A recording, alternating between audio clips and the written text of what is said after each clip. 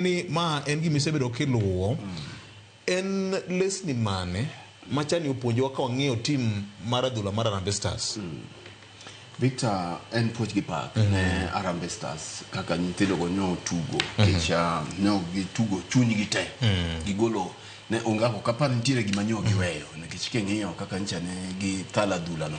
mano kind Kenya gi Madagascar adier nchane na geno maduong' ni Kenya ne odhi qualify e semi-finals to giyua ahinya ka dakika mogik omiyo ni neno ka gituge mokwongo temo ng'iyo officiation masa moro bende pod duoko weche mag adhula pinje Afrika ka referee kata doko ni nyocha ne opira oserumo lakini king'iyo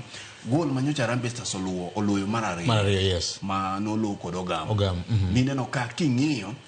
to chutho kati wacho ne odhiro nitie dhiruok manyocha ne nitie ka gol no pod ok odonjo yes to king'iyo to jok ma nono weche mag tuke mang'eny biro nyisi ni gondno no mawa mar ariyo ibiro ng'iyo bende ntiere sama yuaruok moro duogo betie kanyo to kiduoge gond cha to pinji nang'o momiyo VAR no korango gondno dibede Kenya mano ka pil at that point in time. No, en common sense mar jok mane VAR mondo miyongi nekech ng'eni goal ko obedo disallowed. Goal ko obedo disallowed. Reasons nyaka chiw. Yeah, reasons nyaka chiw. To bende goal oken gima tegemea on field decision kende. Nekech goal ko obedo disallowed to nonego bedi waneno review mar VAR. Tiyudo ni VAR okorango gonde cha. Modhi. King'iyo ka VAR ne rango king'iyo kata penalty ariyo mwa red card ariyo mane wachamo chien kacha VAR ema nomiyo wayudo penalty kora paro ni komachielo weche mag officiation e Africa pod ni piny mar ariyo aparo ni bende kama Harambee ochope cha ne koro dwaro experience nekech ne gibiro but samoro lack of experience ma samoro bende ne pod ok gibiro nyaka lore gi pressure bende manyo nitie nekech king'iyo kata mana kaka kocha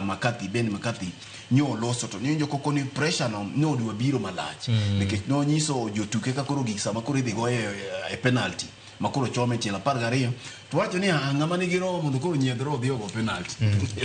ne ok oyiero to mano bende kaka coaches mang'eny kata jopuonj mang'eny mag adhula man gi lony timoga penalty kigoyo to coach ok yier ne ng'ane in Ken gi Jay gi Victor Mud owinjo to ere ng'ama owinjo ka chunye gwecho maber manyalo dhi thale koro nyowe thuolo to king'iyo penalty jigo oko kata nyoro e game mar Man U gi Fulham ni neno ka Bruno Fernandes nyowe to penalty kendo manager to no ga wire ru malo bode manye